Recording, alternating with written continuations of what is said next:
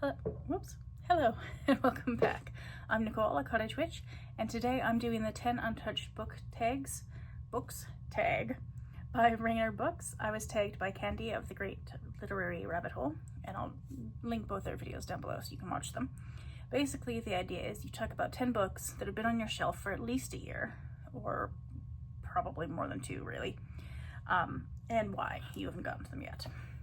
So I'm going to start with the one audiobook on the list, which is The Buffalo Hunter, because I've read a couple of books by Stephen Graham Jones, one horror and one not, and I love his writing style, but I'm not a big horror fan. And it can get bloody and quite violent, and it puts me off a little bit. But the premise of this book is so interesting that I really do want to read it, but I have to mentally prepare myself for that. So I'll get to that.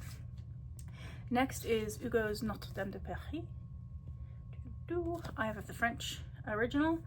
I want to read Les Mis as well, but I don't have that one yet. Because my French is not good enough yet. I'm learning French, and I'm starting to read some French classics, like Untouched by Albert Camus. Apologies for my pronunciation. I'm working on it. And that one I could read, but so the language in some of them is easier than others, which is one thing. But also, even for the ones that I'm reading that are more challenging, I don't mind that in some books, but it does mean that I'll miss certain things, and I don't really want to miss a lot in these books. So I want to get the most out of them that I can, which means I have to wait probably another couple of years until my French level is high enough that I can deal with them. And then Aristotle and Dante dive into the waters of the world. This is by Benjamin Alire-Sainz. He wrote Aristotle and Dante Discover the Secrets of the Universe, which is such a beautiful book, and I love it so much that I'm a bit worried the sequel's not going to live up to the first one, which is why I haven't read it yet, which is maybe a silly reason, but I keep getting in my own way there, so oops. I'll get to it eventually. Lin-Manuel Miranda read the audiobooks for both of them, so I might listen to the audiobook. Of this one, I don't know. I want it to be as good as the first one, so we'll see. I have a bunch of these Cambridge Companion guides. This is to Emily Dickinson, which I might actually start reading soon. I have 6 or 7, I think, and I've read a couple of them and really, really enjoyed them. But the problem is, I do what Candy talked about in her video, which is I get interested in a new hobby or something and get all the books that I can, at least all the ones I can afford. Some of these get pricey, so the ones I've bought are secondhand, because some of them can be a bit extremely expensive. But yeah, so I went through I cycled through different hobbies, and I was really into poetry in the beginning of the year, and then took a little break, so I haven't read this one yet. But earlier in the year, I got a whole bunch of books on poetry, so now I've got a nice collection of books, but I've only read some of them. So I will get to it eventually. And then I've got Joyce's Ulysses, which is slightly cheating because I technically have read it several years ago, but I'm rereading it, and I'm yay far into it. But I'm listening to it with a podcast that goes into all the references and allusions and things. And it's just such a dense reading experience that I need to be able to fully concentrate. And when I've got all these other reading projects on the go, like the Tarot Readathon and stuff, and want to read, if I'm reading 5, 10 even books at a time, sometimes I can just switch between books, and that's fine. With this one, it really requires more dedicated concentration, which I haven't had in the last few months to give to it. But I will do, because I really want to finish it. I haven't started, and meant to, the Sagas of the Icelanders. So at least before I go to Iceland later this year, I want to read, hold on. Also, this book is fucking enormous. So it's a tiny bit intimidating. I mean, I'm not usually intimidated by big books, but this one's huge. Where are the Vinland sagas, the Saga of the Greenlanders and Eric the Red's saga, because I'm Canadian and they ended up in what's now Newfoundland before they went back to Greenland and then Iceland. So I want to read at least those two, and you can go to Eric the Red's house in Iceland. But this is like 800 pages long. It's a brick.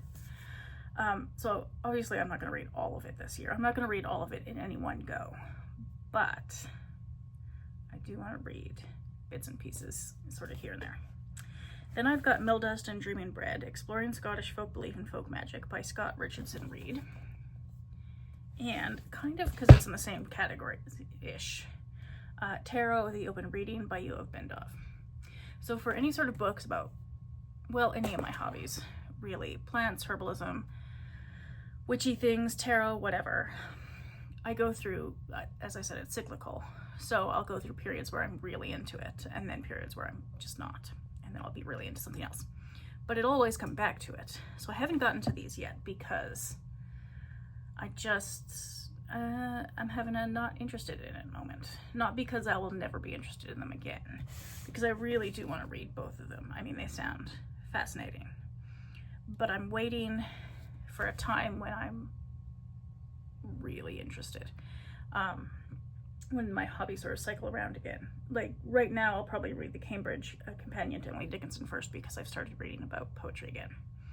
So that'll probably be the next one, and then these will just have to wait.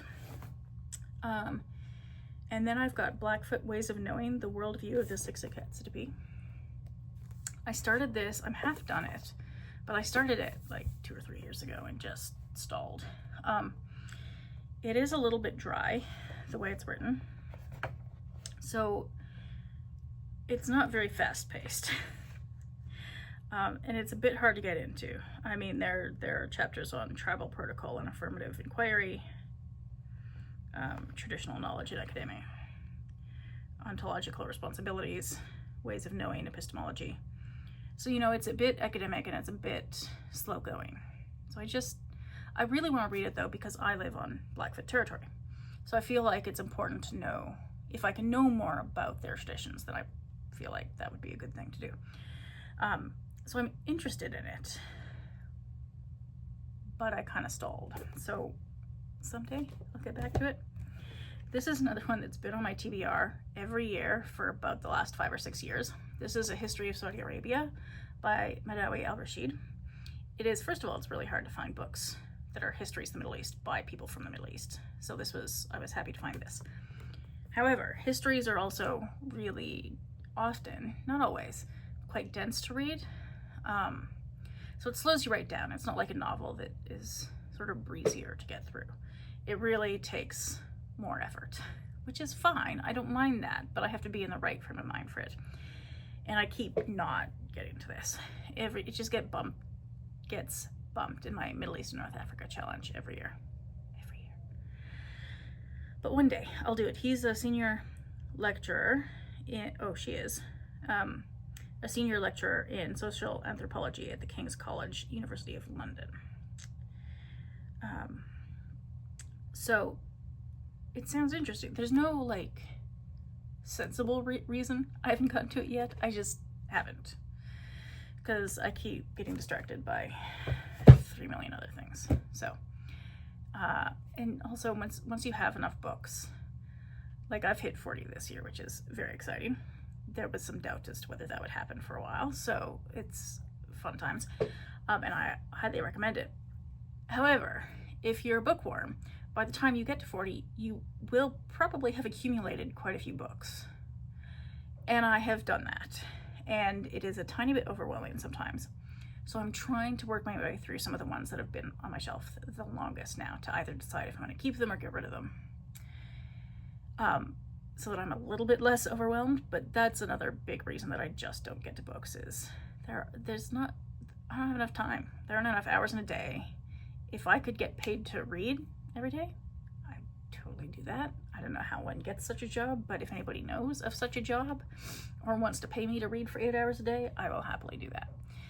In the meantime, it's going to take me a while to get to some of these, but I will do eventually. Anyway, that is the 10 Untouched Book Tags. I don't know that I'll tag anybody else, but if you would like to consider yourself tagged, please do, and let me know so I can watch your video. Thank you for watching, and I'll see you next time.